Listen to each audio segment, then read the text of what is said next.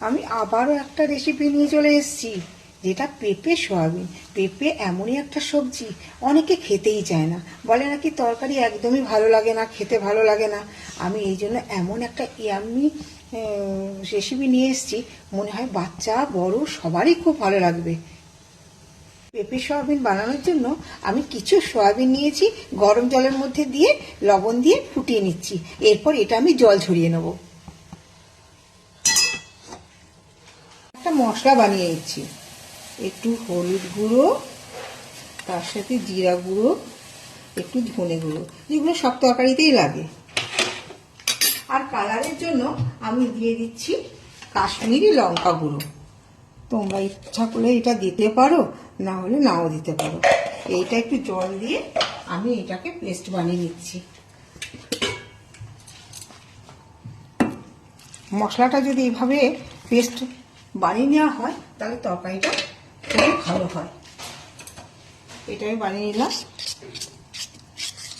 এটা আমার থাক, এখন একটুখানি থাক। এরপর আমি কড়াই বসিয়ে দিয়েছি গ্যাসে, কড়াই বসিয়ে দিয়েছি। এরপর আমি সর্ষের তেল দিয়ে রান্নাটা করছি। একটু সর্ষের তেল দিয়ে দিলাম, এর সাথে আমি একটু গোটা জিরা, এই গোটা জিরা একটু দিয়ে দিলাম। তেলটা গরম হয়ে গেছে,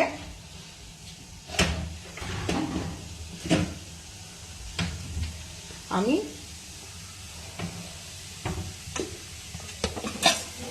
একটা মশলা বানিয়ে নিয়েছিলাম।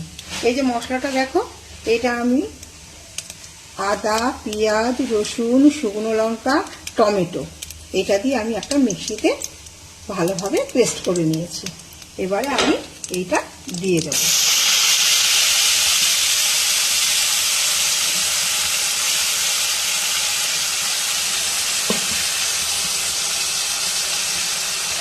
রসুনটা ভাজা ভাজা হয়ে গেছে।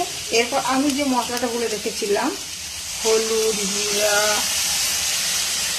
কাশ্মীরি লঙ্কা গুঁড়ো, ধনে, এটা আমি দিয়ে দিলাম।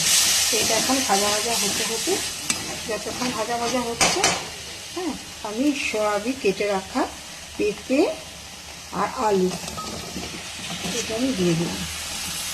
এটা ভাজা ভাজা হয়ে যাওয়ার পর আমি সয়াবিনটা অ্যাড করব। মশলাটা ভালোভাবে কষানো হয়ে গেছে, এরপর আমি সয়াবিনটা অ্যাড করে দিচ্ছি। এই যে সয়াবিনটা অ্যাড করে দিয়েছি, এবারে সয়াবিনটা আমি অনেকক্ষণ ধরেই কষাবো, যতক্ষণ এই মশলাটাকে তেল ছেড়ে দেবে। প্রয়োজন হলে একটু জল দিয়ে কষাতে হবে। এটা যতক্ষণ না তেল ছাড়ছে ততক্ষণ কষানো, নাহলে মশলার কাঁচা গন্ধটা লাগতে পারে।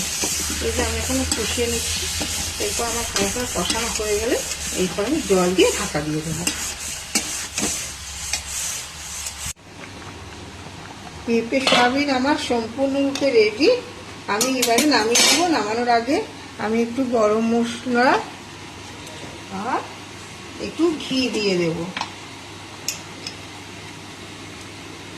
ঘি দিয়ে দেবো এবং নামানোর আগে একটু ধনে পাতা কুচি ছড়িয়ে আমি এটা সার্ভ করব। এই যে আমার পেঁপে সয়াবিন।